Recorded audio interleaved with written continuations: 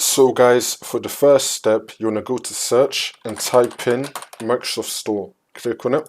And now once you're on this, you want to search for Facebook.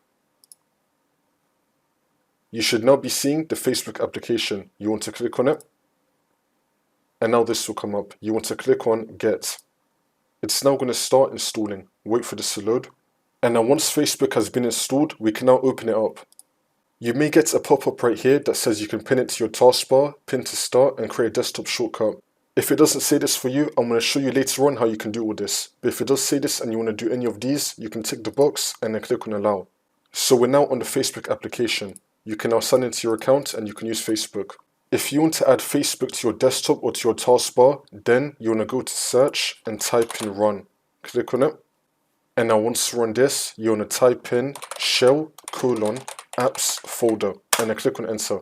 And now this will come up. We're going to find Facebook. So we're going to scroll down until we find Facebook. You want to right click on it and then click on create shortcut and then click on yes.